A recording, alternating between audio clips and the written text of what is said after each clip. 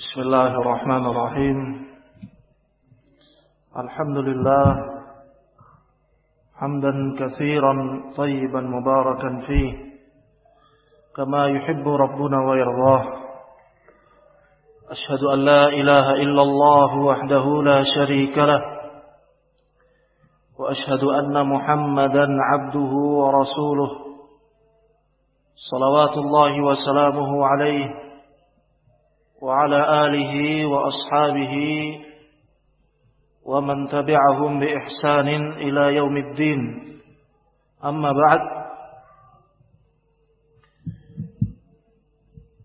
معاشر الإخوة رحمني ورحمكم الله. Pada kesempatan malam hari ini,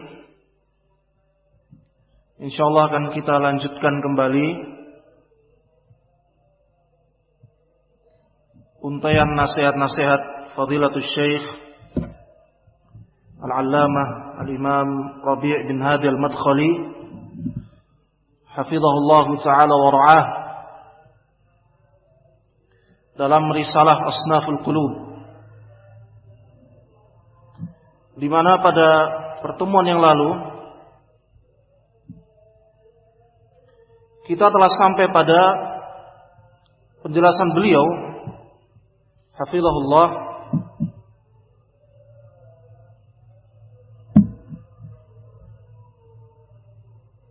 tentang salah satu sifat kaum munafik yang banyak diidap oleh kaum muslimin di hari-hari ini. Bahkan sebagian mereka sudah disebut sebagai para da'i.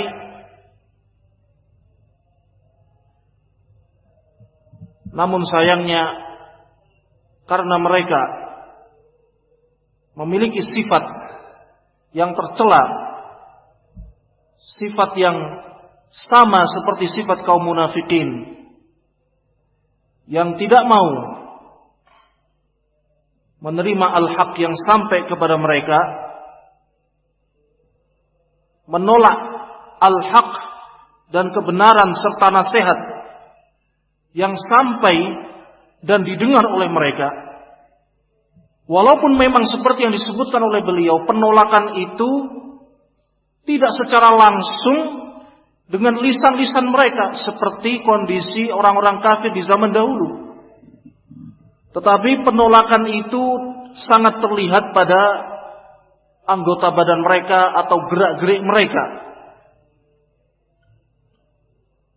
Gerak-gerik mereka, tingkah laku mereka itu menolak kebenaran yang telah disampaikan. Kondisi mereka ini tidak ubahnya seperti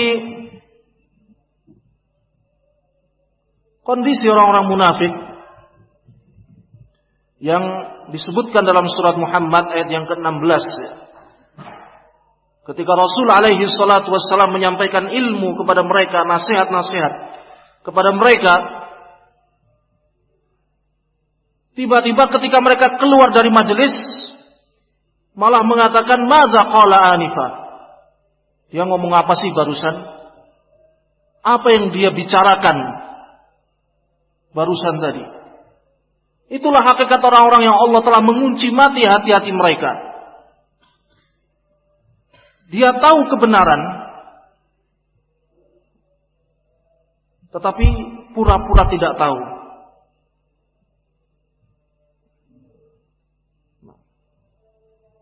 Dia tahu nasihat-nasihat yang disampaikan adalah merupakan jalan yang akan menghantarkan kepada kebahagiaan, tapi dengan nada mempertanyakan seolah-olah tidak tahu apa-apa, padahal mereka tahu itu semua. Nah, meskipun orang-orang ahlul bid'ah dan para pengikut hawa nafsu di hari-hari ini tidak mengucap seperti ucapan-ucapan mereka, namun tingkah laku mereka, gerak-gerik mereka sama persis seperti apa yang terucap dari lisan-lisan kaum munafikin atau orang-orang kafir di masa yang lalu.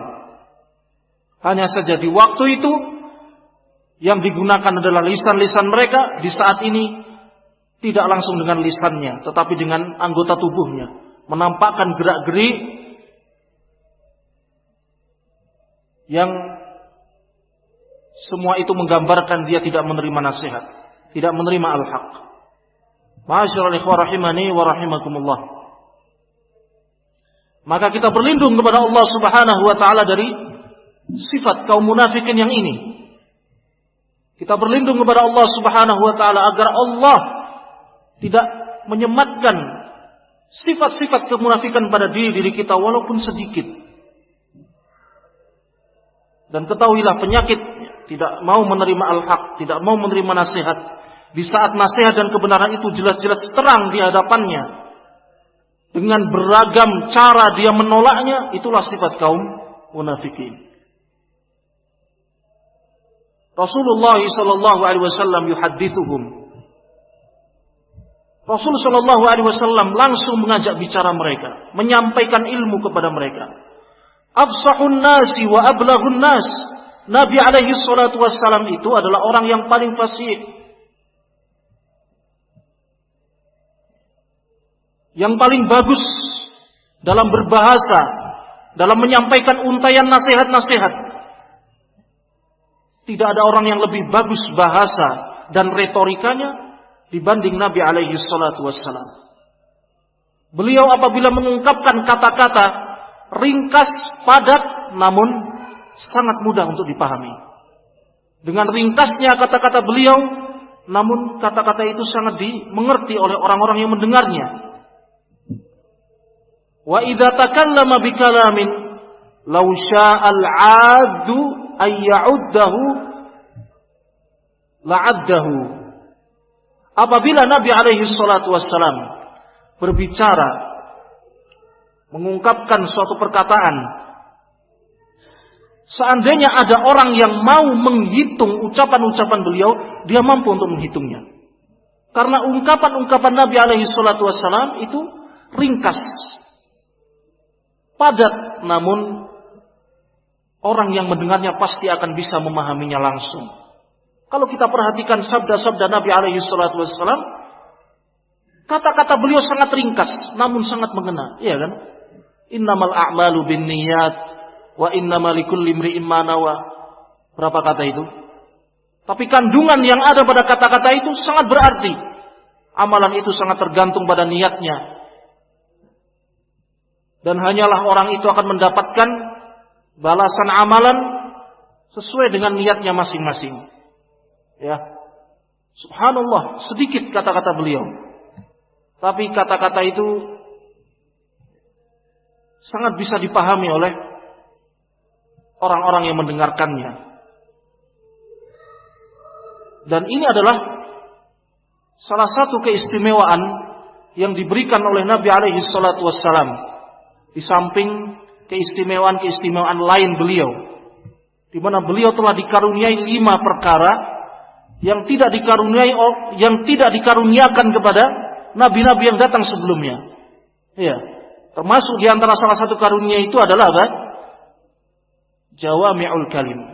Kata-kata beliau yang ringkas, padat, namun memuat makna yang sangat besar. Dan orang yang mendengarkannya langsung bisa memahaminya. Ya. Orang yang mendengarnya langsung bisa memahami ucapan ringkas dan padat itu, tanpa harus lelah-lelah. Ya. Mereka langsung bisa paham. Ya. Lau sya'a an yahsiyahu la ahsahu bisuhulatin kalimah-kalimah.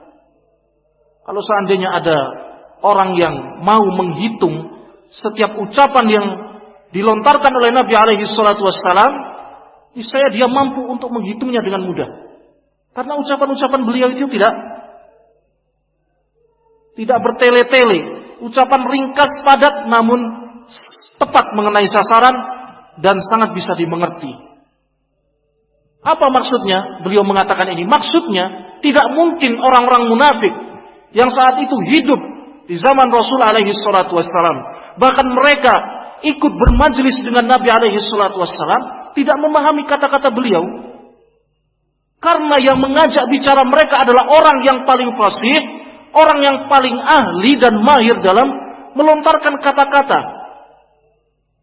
Kata-kata beliau yang ringkas padat, itu pasti dimengerti oleh siapapun yang mendengarnya, termasuk orang-orang munafik yang hadir di majelis Rasulullah. Oleh karena itu ketika mereka mengatakan madza qala anifa, setelah keluar dari majelis mereka mengatakan, emang apa sih yang dia omongkan sekarang atau barusan tadi? Itu bukan berarti mereka tidak tahu, tetapi mereka pura-pura tidak tahu dan bukan bertanya tapi mempertanyakan. Beda antara bertanya dengan mempertanyakan. Bertanya itu betul-betul apa? Orang yang bertanya itu betul-betul mengharapkan penjelasan, mengharapkan petunjuk yang disampaikan. Tapi kalau mempertanyakan, sebenarnya sudah jelas al-haq ada di hadapannya. Tapi mempertanyakan dalam artian mengingkari. Dengan cara bertanya-tanya seolah-olah seperti orang yang tidak tahu apa-apa. Padahal dia sangat mengetahuinya. Ma'asyiral ikhwah rahimani wa rahimakumullah. Inilah kondisi orang-orang munafik di saat itu. Mereka sangat tahu betul ucapan-ucapan Nabi alaihi salatu wassalam. Mereka bukan tidak tahu. Karena Nabi alaihi salatu wassalam berbicara dengan bahasa yang paling mudah, paling simpel, paling ringkas, dan tidak bertele-tele. Bal ahyanan yatakallamu bil kalimah thalatha marrat litufhama anhu. Bahkan terkadang Nabi alaihi salatu wassalam berbicara suatu kalimat itu bukan hanya sekali. Beliau ulang sampai 3 kali supaya orang yang mendengarkan itu bisa memahami arti ucapan beliau alaihi salatu wassalam. Seperti ucapan beliau, halakal mutanatti'un, halakal mutanatti'un, halakal mutanatti'un, binasa orang-orang yang melampaui batas, binasa orang-orang yang melampaui batas, binasa orang-orang yang melampaui batas. Diulang oleh Nabi sampai 3 kali supaya para pendengar itu bisa lebih memahami, makna ucapan beliau alaihi salatu wassalam. Inilah Nabi alaihi salatu wassalam. Dan dari sini kita pula mengambil faedah tentang sikap rahmah Nabi alaihi salatu wassalam. Sikap rahmah Nabi alaihi salatu wassalam. Ketika beliau mengajak bicara umat, mendakwahi kaum muslimin, penjelasan yang sekiranya beliau anggap hadirin belum begitu memahami ucapan beliau, maka beliau ulang-ulang pembahasan itu. Beliau ulang-ulang ucapannya supaya orang-orang yang mendengarkan betul-betul bisa memahami apa yang beliau sampaikan. Ini rahmah. Salah satu metode dakwah yang dipuji. Ma'asyiral ikhwah rahimani wa rahimakumullah. Ya demikian pula kita ya. Ketika berdakwah di tengah-tengah orang-orang awam ya, jangan bosan-bosan untuk mengulang-ulang apa yang sudah kita sampaikan. Karena bisa jadi mereka belum memahami apa yang kita ucapkan di awal kita mengatakan. Barangkali akan memahami di saat kita mengulang dan terus diulang. Demikian. Baik. Nah inilah sosok Nabi alaihi salatu wassalam. Beliau ketika berbicara, maka beliau adalah orang yang paling fasih, yang paling ahli. Pembicaraan beliau sangat ringkas, padat dan mudah dipahami. Bahkan tidak jarang beliau mengulang kalimat-kalimat yang beliau sampaikan supaya lebih bisa dipahami. Oleh karena itu tidak mungkin sekelas orang-orang munafik yang mereka lahir di sana, mereka orang sana dan tahu bahasa sana, tidak memahami ucapan-ucapan Nabi alaihi salatu wassalam. Tetapi apa yang menyebabkan mereka pura-pura tidak tahu, pura-pura tidak mengerti, pura-pura tidak paham? Ulaikal ladzina taba'allahu ala qulubihim. Itu disebabkan karena Allah telah mengunci hati-hati mereka. Wa yakhruju haula'il matbu' ala qulubihim. Tiba-tiba datang orang-orang yang telah terkunci mati hatinya mengatakan, "Madza qala anifa?" Apa yang dia omongkan barusan? Ma yafhamun. Mereka pura-pura tidak paham. Bukan mereka tidak paham, pura-pura tidak paham. Karena mereka sangat paham dan sangat tahu isi nasihat dan wasiat yang disampaikan oleh Nabi. Hanya karena terkunci mati hati mereka sehingga mereka pura-pura tidak paham. Fanahnu ma nuridu lisyabab al-muslim ay yakuna fihi min hadhihi at-tabaa' wa min hadhihi al-akhlaq. Maka kita sama sekali tidak menginginkan generasi muda muslim memiliki tabiat dan sifat akhlak seperti yang ada pada kaum munafikin ini. Ketika dinasihati, ketika disampaikan kebenaran, mengatakan, "Ustaz mau ngomong apa sih?" gitu. Atau nggak ngomong seperti itu, tapi ketika dinasihati masuk kuping kanan, keluar kuping kanan, bukan kuping kiri. Kalau kuping kiri masih nyantol sedikit, ada yang masuk gitu. Ini masuk kuping kanan, keluar kuping kanan juga. Menampakkan muka yang apa? Yang seolah tidak terima. Ini sama saja seperti perbuatan orang munafik, hanya memang tidak diucapkan dengan lisannya. Sama saja. Oleh karena itu, para tulab harus mendidik diri-diri mereka untuk bisa menerima al-haq, menerima nasihat yang disampaikan. Jangan mendidik diri di atas kesombongan, tidak mau menerima kebenaran. Jangan menganggap kalau tampil beda itu gaul gitu ya. Ustadz ngomong begini, maunya kan tampil beda gitu. Emang harus sama ustadz gitu ya. Ini bibit-bibit tidak baik ya. Sekarang seperti itu, nanti beberapa tahun ke depan, kalau sifat-sifat itu tidak dihilangkan dari dia, akan terus berlanjut hingga dia terdidik di atas pendidikan, tidak mau menerima al-haq, tidak mau menerima kebenaran. Makanya beliau mengatakan, kami tidak menginginkan generasi muda muslim memiliki tabiat dan akhlak yang seperti ini. Nuridu minhum hubbal haqq war rajulata wat ta'anni wat tatabbuta wat ta'aqqula wal ittisafa bi awsafil uqala. Namun yang kami inginkan dari generasi muda muslim adalah sifat-sifat yang baik, akhlak-akhlak yang baik. Akhlak-akhlak yang baik itu diantaranya, 1, hubbal haq, mencintai kebenaran. Ketika kebenaran datang, maka tanamkan pada diri kita kecintaan kepada kebenaran tadi. Jangan sampai ada sedikit pun rasa benci kepada yang namanya apa? Kebenaran. Tanamkan pada jiwa-jiwa kita, kebenaran adalah merupakan sesuatu yang tidak akan apa? Tidak akan mungkin ditolak. Dan kebenaran adalah merupakan barang hilang seorang mukmin. Di mana dia mendapatkannya, dia akan meraihnya, dia akan mengambilnya. Warrajulah, sifat berikutnya adalah sifat kelaki-lakian. Ya, memiliki sifat kelaki-lakian. Di samping mencintai kebenaran, dia punya sifat kelaki-lakian. Apa itu sifat kelaki-lakian? Dia peduli kepada saudaranya. Ini diantara contohnya. Peduli kepada saudaranya. Ketika melihat saudaranya tergelincir, berbalik ke arah yang tidak benar, dia segera mendatangi, 4 mata dinasihati baik-baik. Ini sifat kelaki-lakian. Bukan ketika sholat diumbar aibnya, tidak. Didatangi baik-baik, dinasihati. Dengan cara yang baik, cara yang lembut. Bukan dengan kasar, bukan dengan apa? Cemoohan, bukan. Demikian pula sebaliknya, ketika disampaikan kepada dia kebenaran, dikala dia terjatuh dalam kesalahan atau penyimpangan, maka seorang yang memiliki sifat kelaki-lakian adalah apa?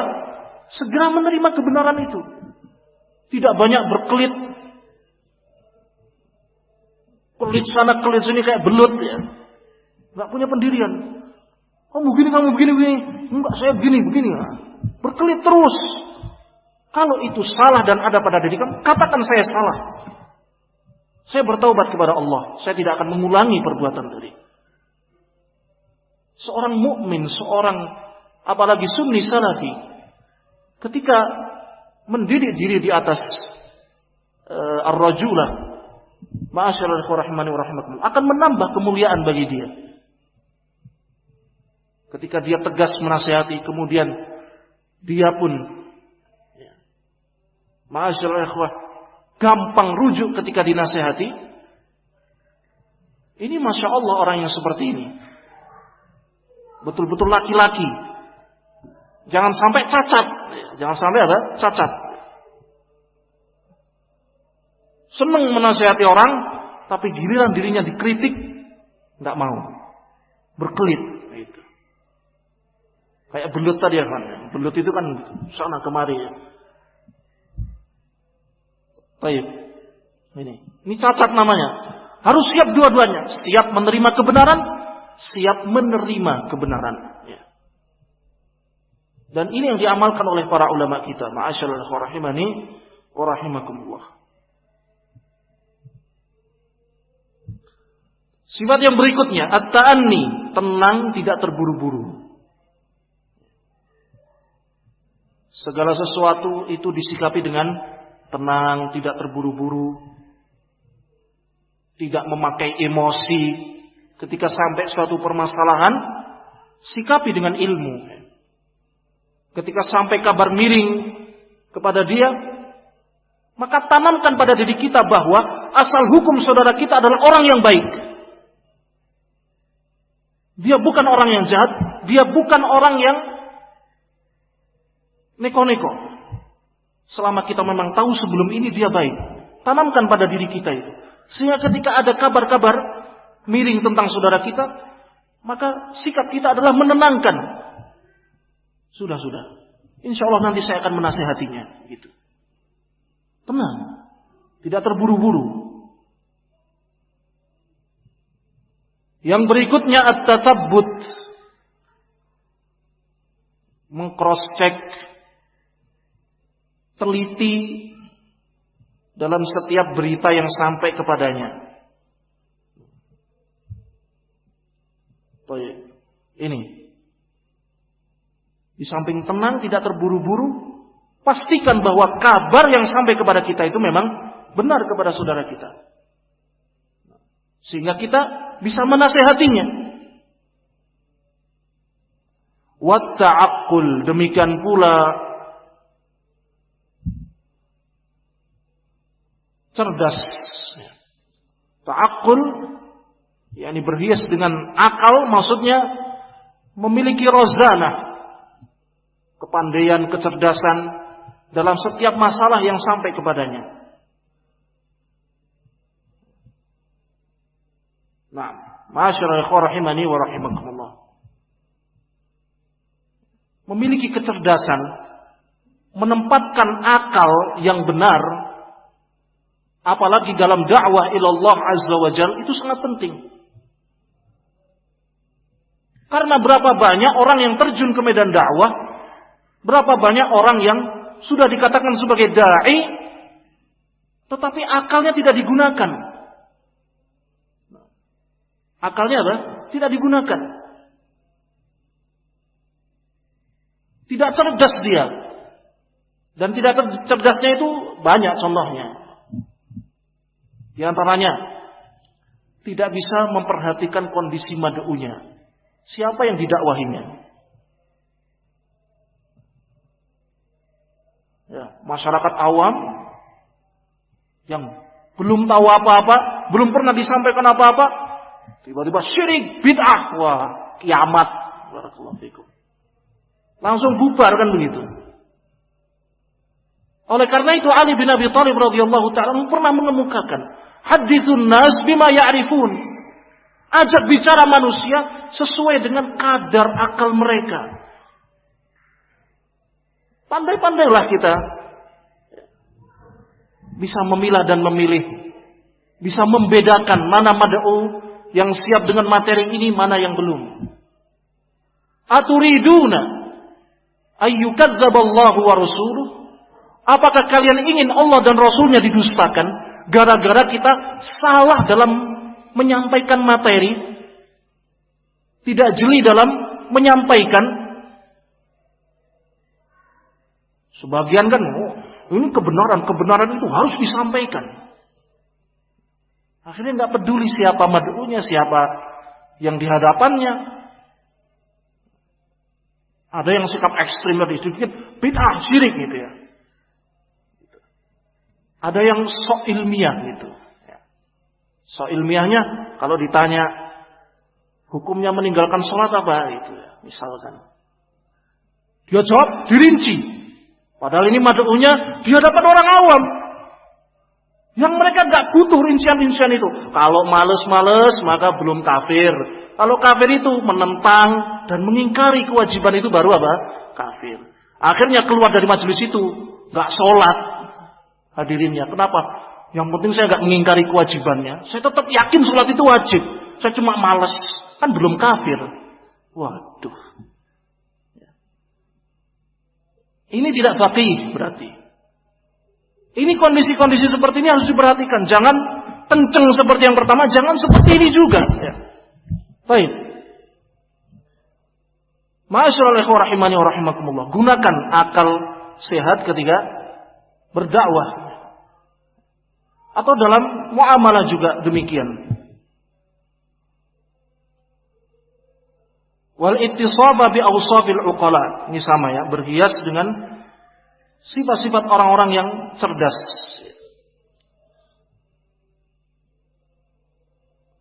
Oleh karena itu sampai sebagian para ulama menulis sifat-sifat orang-orang yang berakal, orang-orang yang cerdas itu dalam sebuah buku khusus. Seperti apa yang ditulis oleh Al-Imam Ibnu Hibban Al-Busti rahimahullahu ta'ala yang berjudul Rawdatul Uqala wa Nuzhatul Fudhala. Satu kitab khusus yang berbicara tentang karakteristik orang-orang yang berakal atau orang-orang yang cerdas itu seperti apa. Disebutkan semuanya oleh beliau di situ.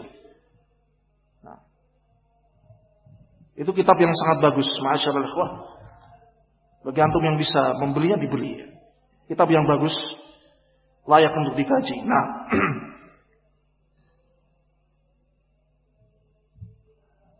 baik. Kemudian wa awsafal mu'minin as-sadiqin alladzina yuhibbuna al-haq wa yu'thirunahu wa yudahhuna min ajlihi bin nafsi wal mali wal walad. Demikianlah sifat-sifat orang-orang yang beriman, orang-orang yang jujur dalam keimanannya, orang-orang yang cinta kepada al-haq dan lebih mendahulukan al-haq di atas selainnya. Ini sifat terpuji berikutnya.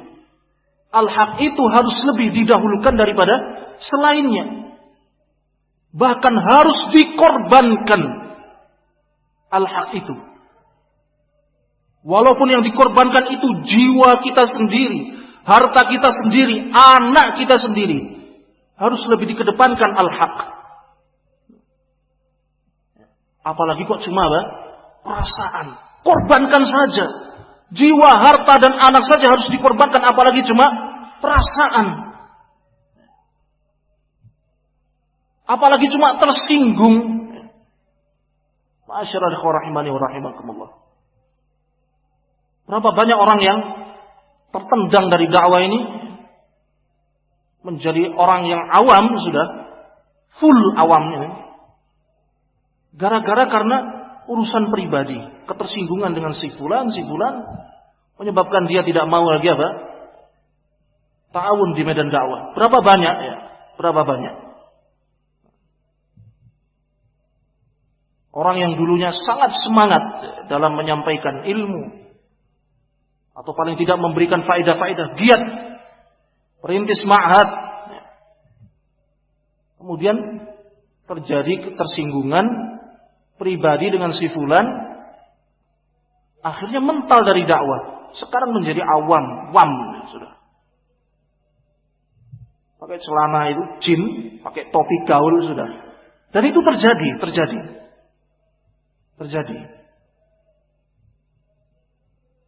Oleh karena itu yang namanya al-haq harus dikorbankan dari selainnya.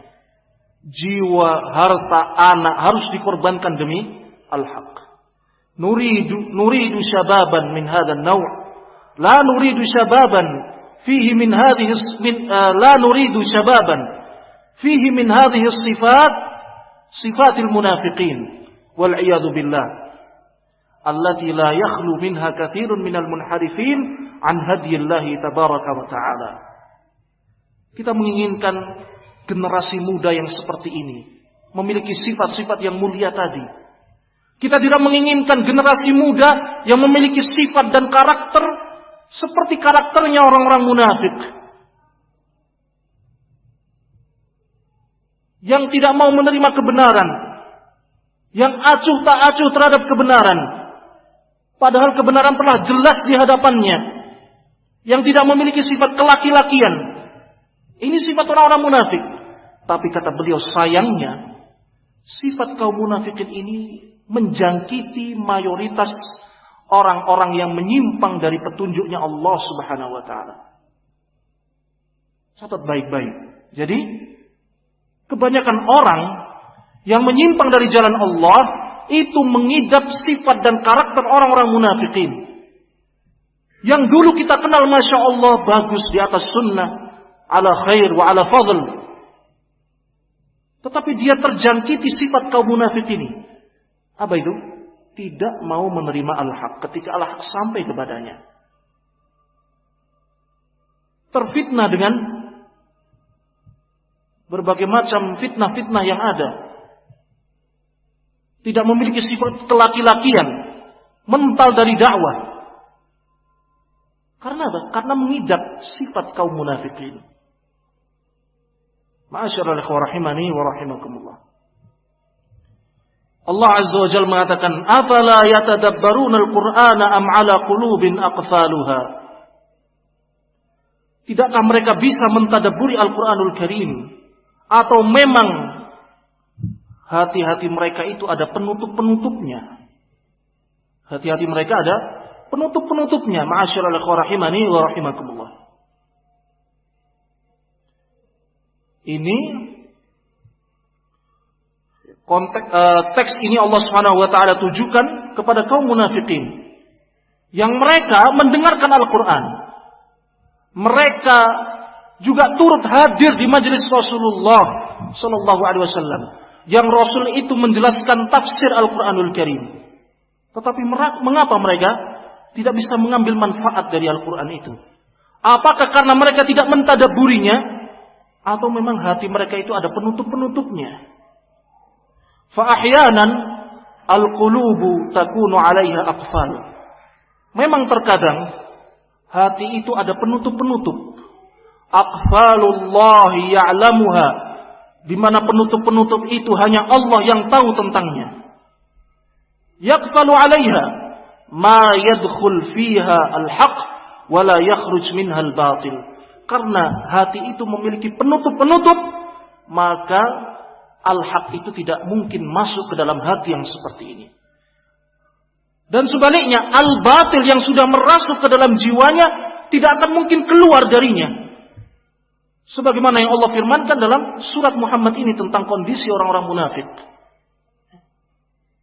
Mereka punya hati, tetapi hatinya sudah ada penutup-penutupnya. Allah Subhanahu wa ta'ala yang mengetahui penutup-penutup seperti apa itu.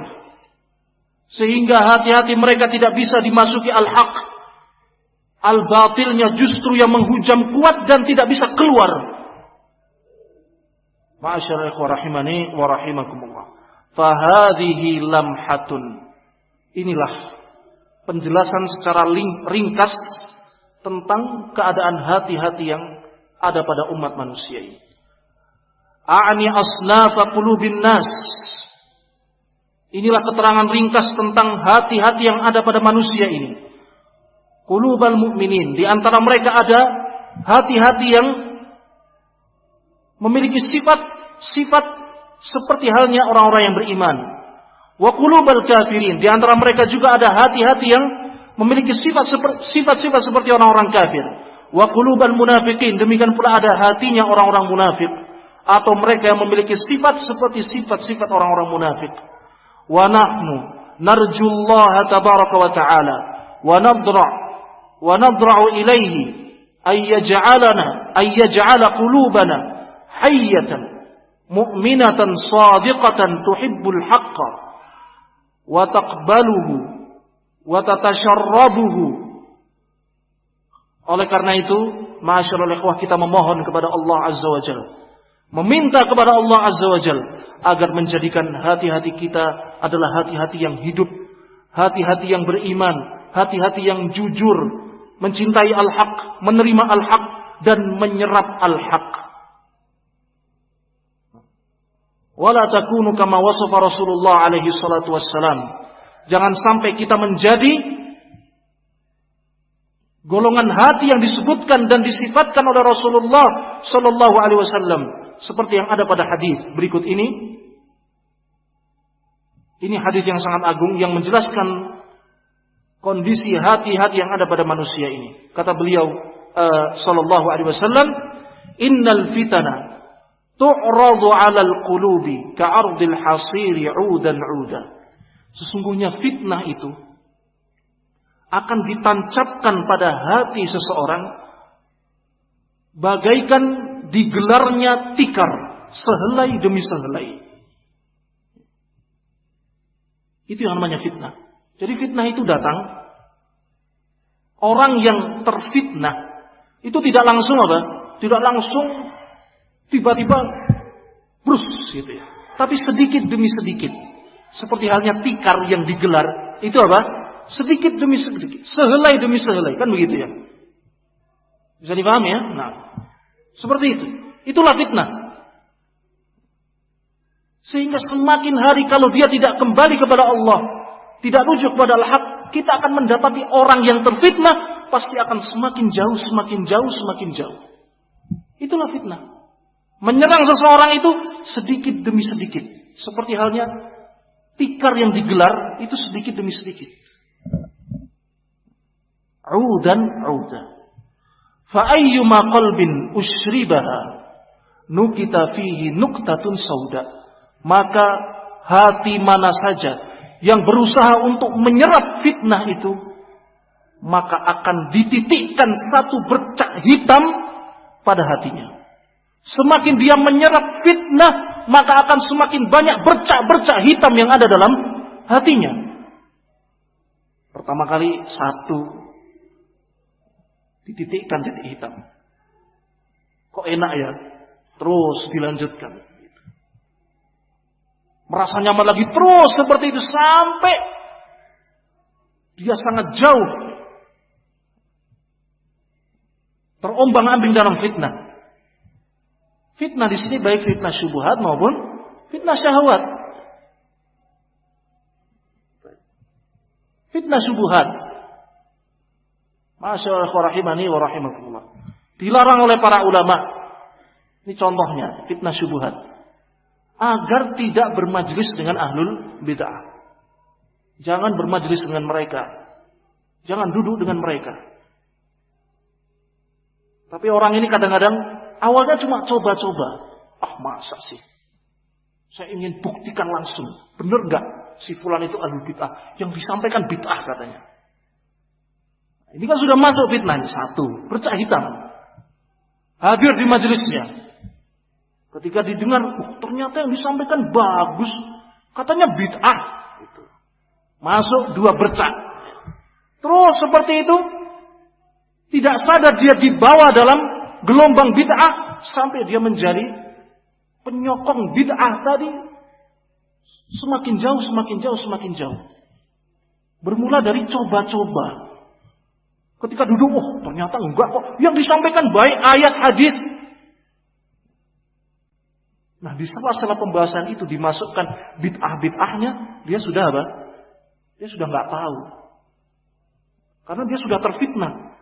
Terombang-ambing sejak awal sudah. Makanya para ulama rahimahumullah sejak zaman dahulu memperingatkan kita agar jangan sampai kita duduk bermajlis dengan ahlul bid'ah sama sekali.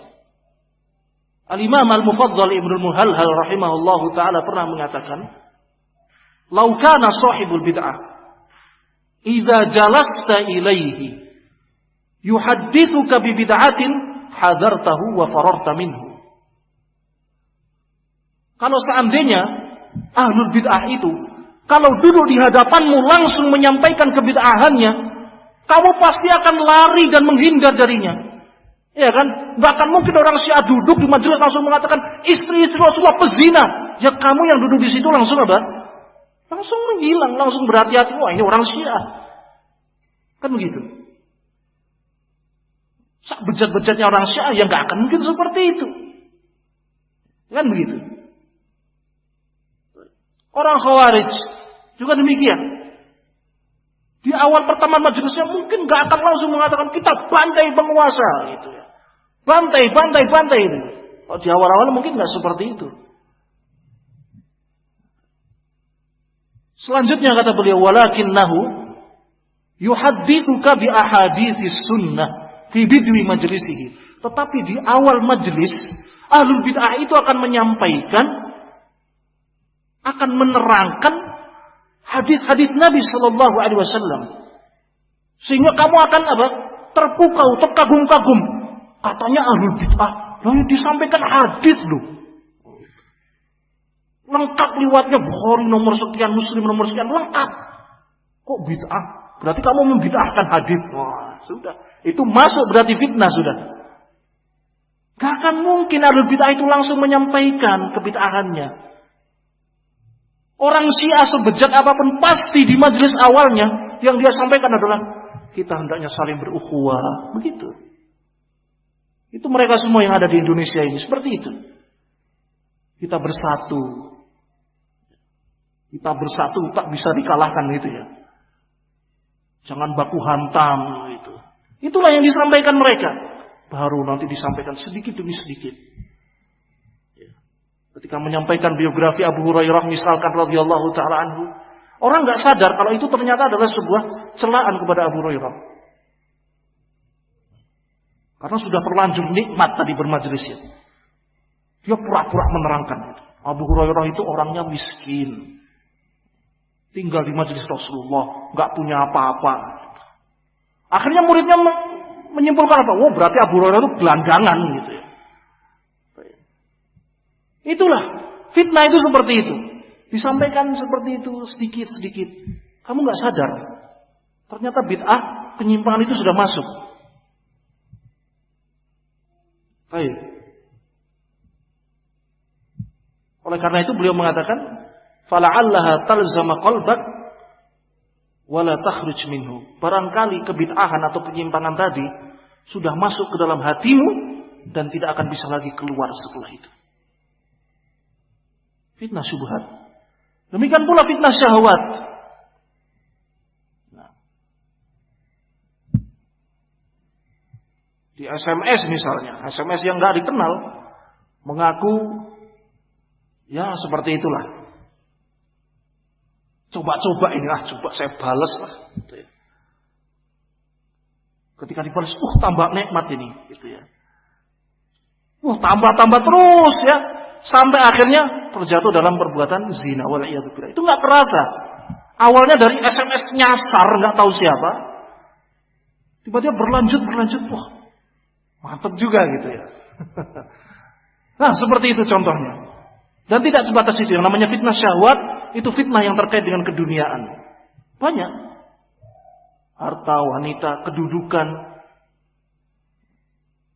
penyakit-penyakit hati, itu semuanya masuk dalam fitnah syahwat seperti hasad dan yang semisalnya.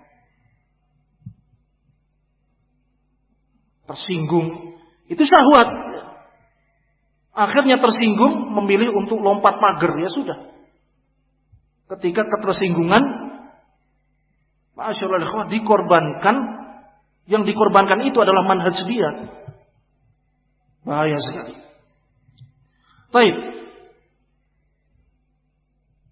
Maka hati mana saja yang berusaha menyerap fitnah itu, maka akan dititikkan satu bercak hitam dalam hatinya. Semakin banyak dia menyerapnya, maka akan semakin banyak bercak-bercak hitam dalam hatinya. Wa ayyuma qalbin ankaraha nukita fihi nuktatun bayadha. Sebaliknya, hati mana saja yang berusaha menolak fitnah tadi, maka pasti akan dititikkan padanya satu titik putih. Semakin dia menolak fitnah tadi, mengingkari fitnah tadi, maka akan semakin bersih hatinya. Hatta tasira ala qalbain, hingga di dunia ini ada dua jenis hati. Qalbin abyad, yang pertama adalah hati yang putih. Kasfafati, perumpamaannya seperti batu yang berwarna putih lagi licin. La tadurruhu fitnatun madamatis samawati wal ard. Yang hati seperti ini tidak akan mungkin ternodai oleh fitnah selama masih ada langit dan bumi. Selama masih ada langit dan bumi. Setiap datang fitnah dia tolak. Seperti halnya apa? As-safa. Seperti halnya apa? As-safa. Batu putih yang licin. Yang batu putih ini tidak akan mungkin ternodai oleh fitnah selama masih ada langit dan bumi. Ini hati yang pertama, hati yang putih bersih, yang menolak kemungkaran. Yang kedua, wa qalbin aswada murbada. Hati yang kedua adalah hati yang hitam legam, hitam kusam. Kalkuzi mujakhia. Perumpamaannya seperti cangkir yang terpelengkup. Nutup begini. Atau mangkok yang apa? Terpelengkup. Kira-kira kalau seperti itu bisa dimasuki nggak? Ini gelas ini misalnya dibalik, ya jangan ini ya, tumpah nanti. Misalnya gelas ini dibalik, tentunya apa? Tentunya tidak akan mungkin terisi. Dan itulah perumpamaannya. Hati yang seperti ini sudah tidak akan bisa menerima apa? Kebenaran. La ya'rifu ma'rufan wa la yunkiru munkara. Tidak akan bisa mengingkari atau tidak akan bisa mengetahui yang ma'ruf dan tidak akan bisa mengingkari perkara yang mungkar illa ma usyriba min hawa, kecuali apa yang sudah ada pada hawa nafsunya. Dalam hadis ini, ma'asyiral ikhwah rahimani wa rahimakumullah, Nabi alaihi salatu wassalam menyebutkan dua efek negatif yang besar ketika seseorang itu memiliki hati yang hitam legam, hitam kusam. Yang pertama, la ya'rifu ma'rufan wa la yunkiru munkara. Akibat buruknya yang pertama apa? Dia sudah tidak bisa lagi mengenali perkara yang ma'ruf itu ma'ruf, yang mungkar itu adalah mungkar. Bahkan sebaliknya, di satu keadaan yang ma'ruf jadi mungkar, yang mungkar jadi ma'ruf. Yang sunnah jadi bid'ah, yang bid'ah jadi sunnah. Yang hak jadi batil, yang batil jadi hak. Ini efek negatif yang pertama dari hati yang seperti ini. La ya'rifu ma'rufan wa la yunkiru munkara. Efek negatif yang kedua, ma'asyarul ikhwah rahimani wa rahimakumullah, dia akan lebih mengutamakan dan mengunggulkan hawa nafsunya di atas dalil-dalil Al-Quran dan hadis-hadis Nabi Sallallahu Alaihi Wasallam. Ketika seorang sudah memiliki hati yang hitam legam, maka hawa nafsu itu akan lebih dikedepankan daripada apa? Daripada wahyu Al-Quran dan wahyu hadis-hadis Nabi Sallallahu Alaihi Wasallam. Oleh karena itu Nabi mengatakan illa ma usyriba min hawa. Dia tidak mengenali yang ma'ruf dan tidak mengingkari yang mungkar kecuali sebatas apa yang sudah ada dalam hawa nafsunya.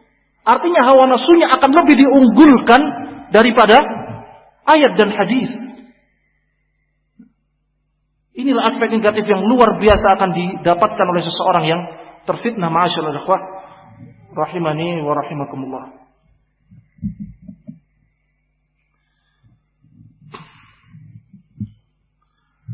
Baik. Ini efek negatif yang akan ditimbulkan dari fitnah yang menimpa seseorang. Oleh karena itu, ma'asyiral rahimakumullah, kita memohon kepada Allah agar Allah Subhanahu wa taala menjadikan hati-hati kita termasuk yang pertama, kas-shafah, seperti hati yang putih bersih mengkilap, seperti batu yang putih lagi licin yang tidak akan mungkin ternodai oleh fitnah selama masih ada langit dan bumi. Baik. Dan semoga Allah Subhanahu wa taala jauhkan kita dari jenis hati yang kedua, yaitu hati yang aswada murbada, hati yang hitam legam, hitam kusam, sehingga kita akan mendapatkan dua efek negatif yang sudah disebutkan tadi. Masyaallah, ikhwah, mudah-mudahan ini bermanfaat. Insyaallah akan kita teruskan pada pembahasan berikutnya biidznillah subhanahu wa taala. Ada pertanyaan lagi. Saya nggak biasa jawab pertanyaan. Baik.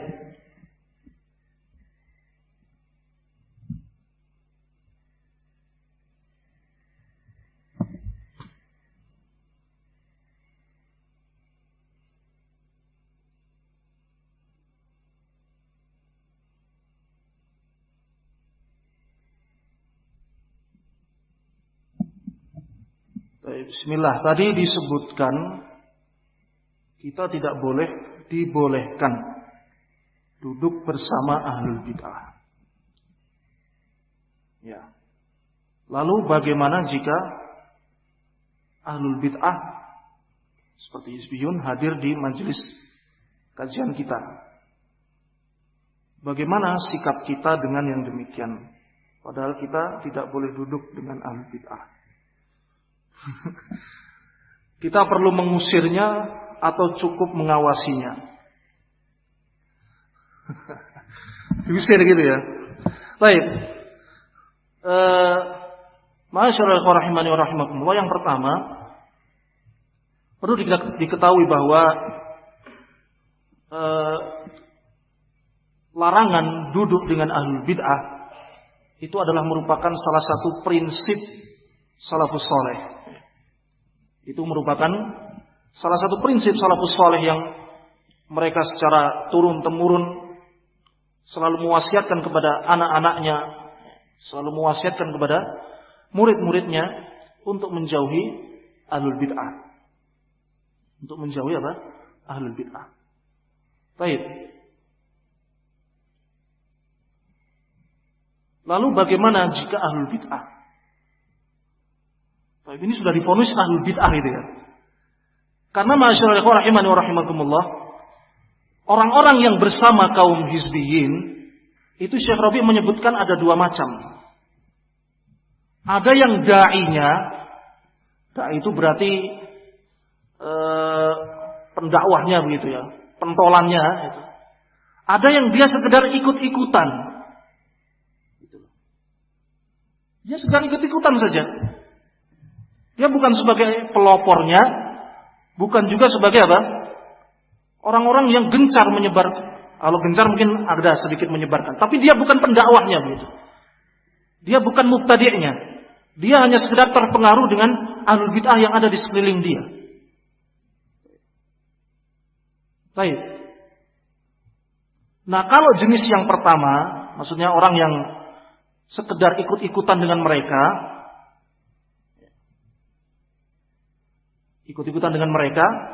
maka kita harapkan semoga dia dapat hidayah, kan begitu, kalau dengar kajian kita. Baik. Kalau ahlul bid'ahnya, sikap kita bagaimana? Berarti sudah diketahui ini ahlul bid'ahnya begitu, pentolannya gitu ya. Kalau dari pertanyaan ini berarti sudah diketahui ini pentolannya begitu. Apakah diusir atau diawasi atau diwaspadai saja? Ya diwaspadai saja. Kalau memang betul ya ada, jangan diusir. Karena dahulu para ulama salaf saja rahimahumullah, mereka mengatakan kepada salah seorang ahlul bid'ah yang hidup semasa dengan mereka, kurang lebih mengatakan la yudhilluni saqfun abadan illal masjid. Saya tidak akan berjumpa denganmu di satu atap pun kecuali di masjid. Nah, kalau masjid masih dikecualikan gitu loh. Kalau di atap yang lain terserah gitu. Tapi kalau hadir di masjid, dan rata-rata majelis itu kan di mana? Di masjid kan begitu. Ya jangan diusir lah. Ya. Karena ini masjid Allah Subhanahu Wa Taala. Jangan diusir ya. Ya cukup diwaspadai. Terus dia juga mau apa kalau hadir di majelis kita?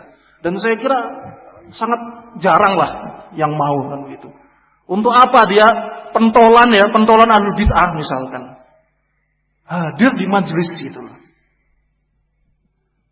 Saya kira itu sangat jarang.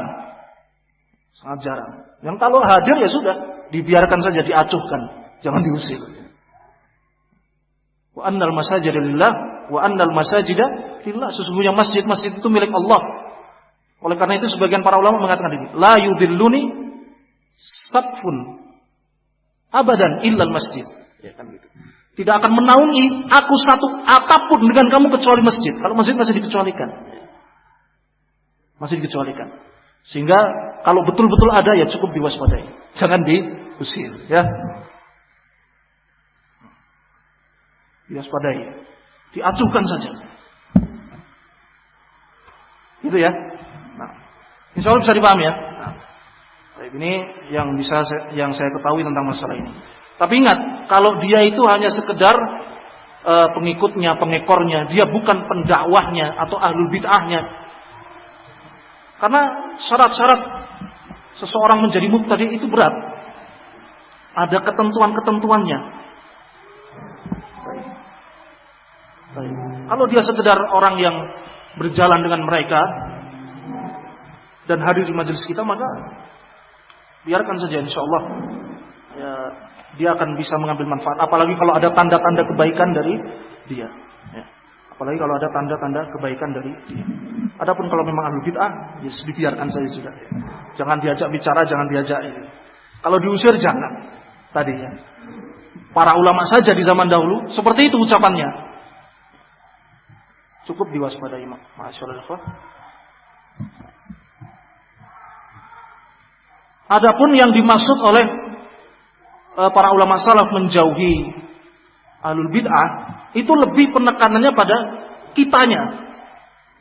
Kita yang hadir langsung sengaja coba-coba bermajlis atau ngajak bicara mereka. Itu lebih ke kitanya. Lebih ke kitanya saja. Seperti itu. Nah. Baik. Wallahu taala alam shawab. Ini yang saya ketahui tentang masalah ini. Mudah-mudahan bermanfaat. Wassallallahu wasallam wa barak ala nabiyina Muhammad wa ala alihi wa sahbihi wasallam. Walhamdulillahirabbil alamin.